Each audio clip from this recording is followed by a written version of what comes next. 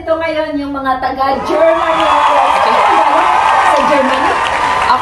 Malapit ako sa Munich. Ako sa Stuttgart. Stuttgart din. Ayan, magkakalapit lang yan? Oo, malapit lang kami siya. Pero I think 3 hours. Go to Stuttgart. Okay. So, galing kayo ng Pinas, nag-au pair ba kayo? Au pair sa Germany, ano? Oo. Oo, au pair ako ngayon sa Germany, 6 months na. 6 months na. Okay. So, anong requirements pag galing sa Pinas to Germany? Yung A1 na certificate, tapos yung you must be at least 18 to 26 years 26 old. lang sila. Sa Germany, po. Pero depende sa ibang country. Saan ka nakakita ng host family mo? Actually, ate, merong nag-recommend sa akin, which is yung ka-exchange ko, kakilala ng sister ko, which is nirecommend sa akin, tapos nag-interview kami ni host, tsaka nag-click kami. Yeah, tapos sinuportahan niya lahat, tapos binilhan niya ako ng flight, ng plane ticket papuntang Germany hanggang ngayon. So, libre yung libre. Kasi nakaano ako ng mabait na host family. Depende, ate. Ano nga, yung visa niyo, sino nagbayad? Actually, kami yon sa visa. Magkano ang visa? 5,000 lang? Oo. Pesos, no? Yeah. Okay mo. Mas mura siya, no? Sa Pilipinas. Ano, no? Oo. Pero may German embassy sa Pilipinas. Oo, meron. Yung ate mo, saan nag-apply?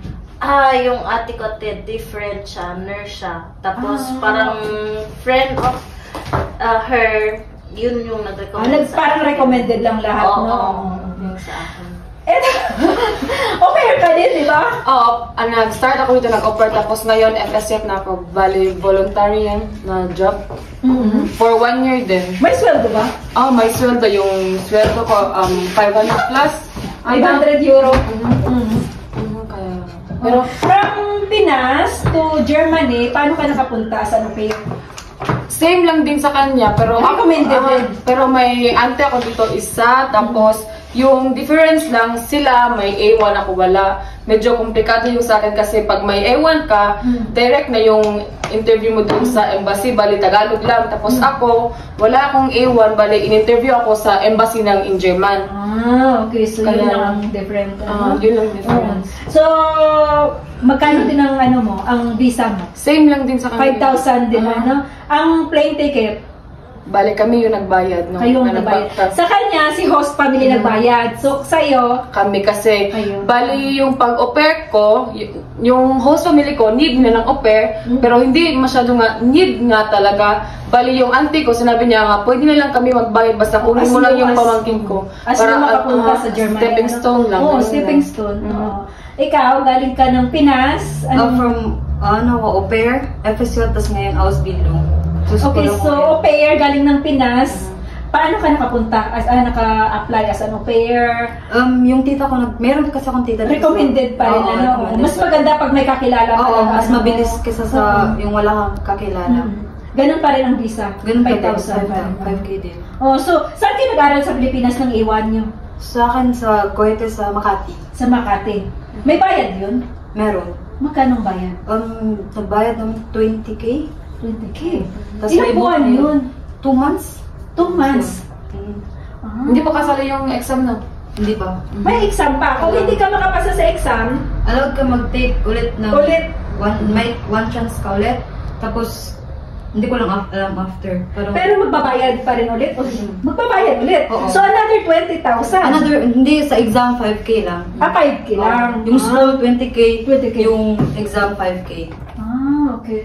So, ngayon, ilang taon na ang kontrata ng au pair sa Germany? 1 year. 1 year. After ng 1 year mo sa Germany, pero allowed ka ma-extend, di ba, ng 6 months? Pero hindi siya safe. Hindi siya safe. Depende lang talaga sa embassy or depende sa... pero kailangan 1 year lang talaga. Kung mag-extend ka, depende sa kanila kung allowed ka or hindi. Depende sa embassy. Okay. So, after mo au pair, nag-Ausbildung, nag-FSU ako. Same sa kanya. Anong episode? Volunteer. Volunteer sa school? Sa kanya sa school, sa akin sa sa mga matatanda. Okay lang pala kahit saan kahit saan. Pero ilang buwan yung volunteer na yan? 1 year. 1 year din. And Pero then, pwede siyang 8 till 18 months. Or 6 months. Pero mostly talaga 1 year yung kinukuha. parang ina-allow din ng ng government sa Germany na magganyan kayo, no? So may special visa siya, no? Oo. After nung ngayon is Nag-hospital ako. okay. So ilang taon na naman yan? 3 years. 3 years. 3 years, oo. Another special visa pa rin yun. Oo. Or the same lang dun sa sa yung isa mo una mo? Ano Yung yung volunteer mo? Hindi, iba na namang Oo. visa. Okay. Sa kanya, hanggang 1 year lang, sa akin hanggang 3 years. Pero sa volunteer nyo, kailangan may alam ka sa German. Kailangan, oo, meron talaga. Mostly, hinanap nila, A2. dapat may A2 ka na. Yung sa akin, hinanap sa akin A1 or parang ng B1. B1. Anong una? A1, A2, B1, B1, B2. So, bali Tapos may parang C2. level 1, level 2, no? Oo, yung ganun. Parang gano'n, no? So, ikaw ano nga ang next step mo? Mag-Ausbildung sana. Kasi mag-end yung visa ko ngayong August. Tapos, komplikado kasi wala nga akong certificate, masking A1. Pero, I think, hopefully, kung mag-proceed ako sa old people, kasi pag sa old people sa Germany, kasi need kasi nila yung mga same sa amin na mag-aaral, so baka tatanggapin nila ako. Ay, ganyan, no?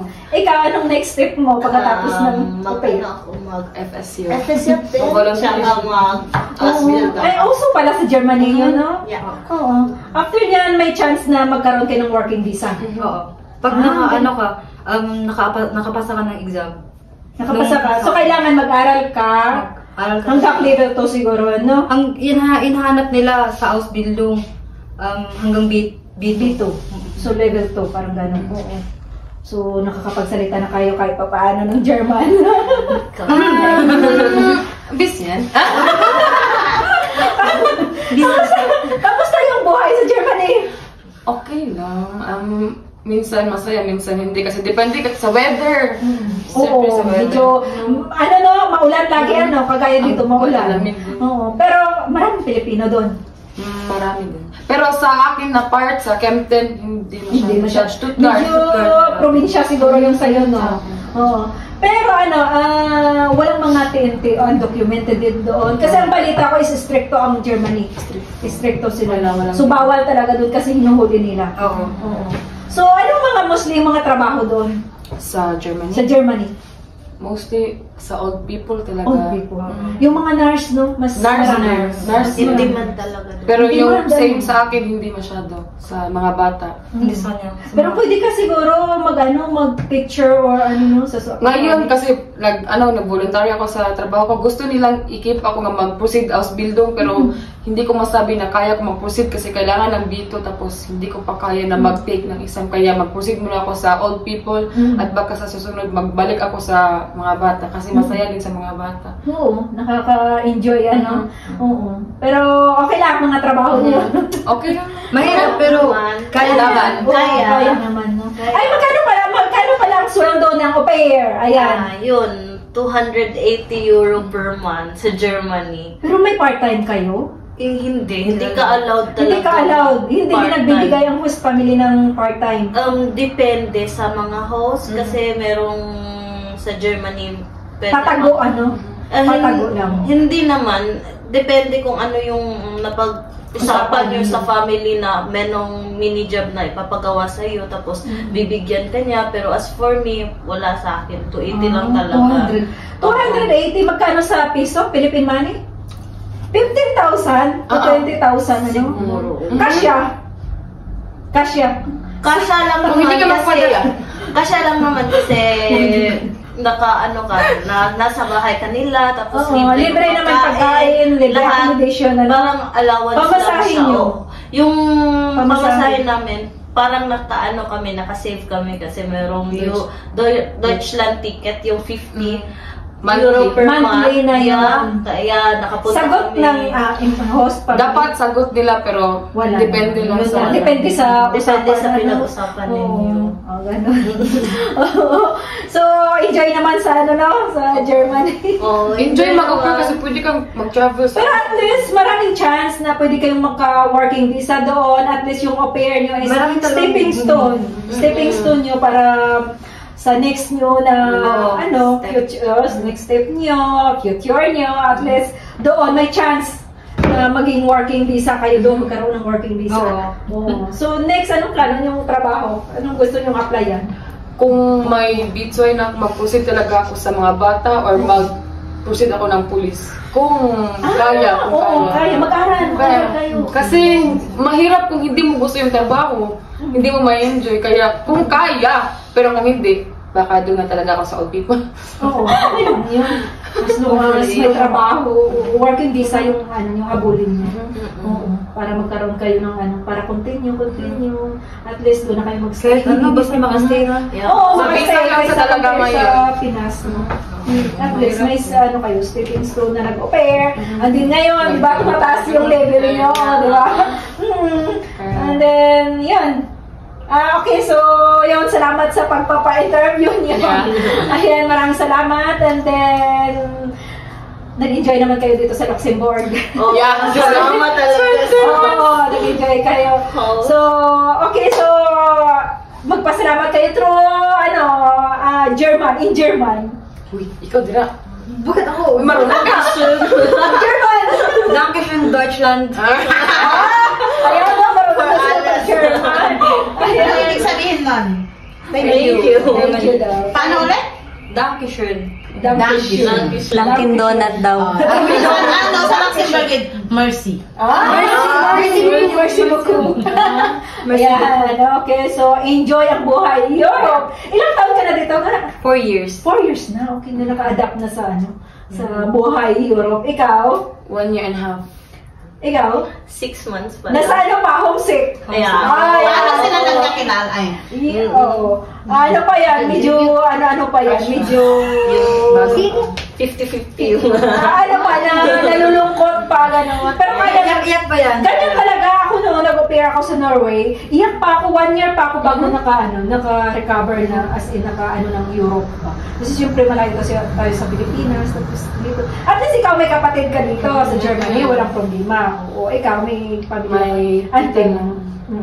Ikaw din. Ako din, may tita ako dito. Ayan, so, yan, maraming salamat sa pagpapa-unlock nyo sa sa interview dito. Okay, so maraming salamat. May TikTok account ka ba? Yeah, may Gusto mo- TikTok. Oh, Yung name ko, Georgie, sa TikTok. Iba siya. Diba siya? May TikTok account siya, pero ito wala pa siya lang. account. TikTokers So, support niyo siya sa kanyang TikTok account. Sayaw-sayaw. Ayan, sayaw-sayaw. Thank you so much sa inyo sa pagpapa-interview niyo. Okay. Paano daw And sila then, na ano? Paano daw sila nakilala mo? Paano daw kayo nagkakilala pala daw?